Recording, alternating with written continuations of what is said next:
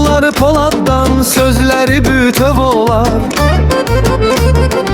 Onlar addım atanda yollar çiçekle dolar. Her küçenin, her bağın şirin hatiresi var. Güzellik mənzərəsidir Qızıl Ağac uşaqları. Gah dərədə qaçarlar, gah zirvəyə yetərlər. Zəhmətlə yoğrulurlar, mərdliklə boyatarlar. Vətənə sevgi ilə hər çətinliyi ötərlər. Elin arxa dayağıdır Qızıl Ağac uşaqları. Gah dərədə qaçarlar, gah zirvəyə yetərlər. Zəhmətlə yoğrulurlar, mərdliklə boyatarlar.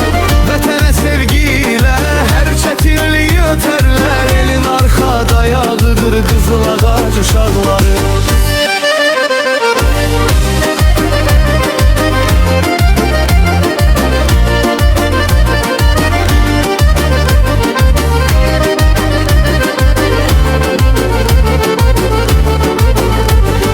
Gələcəyə boylanır nurlu aydın baxışlar.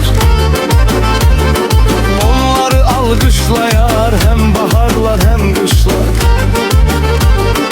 Gökyüzündə parlayan o sönməyən ulduzlar.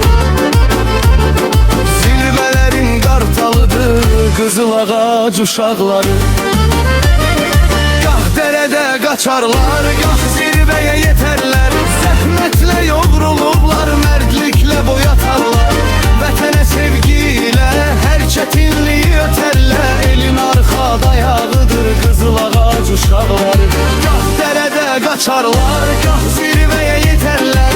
Zəhmətlə yoğrulurlar, mərdliklə boyatarlar.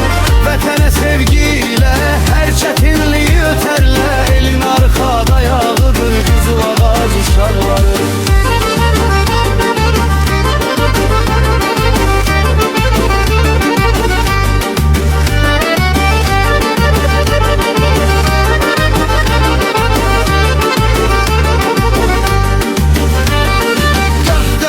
Qaçarlar, gah zirvəyə yetərlər. Zəhmətlə yoğrulurlar, mərdliklə boyatarlar.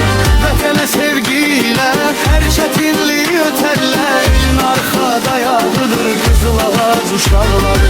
Gah dərədə qaçarlar, gah zirvəyə yetərlər.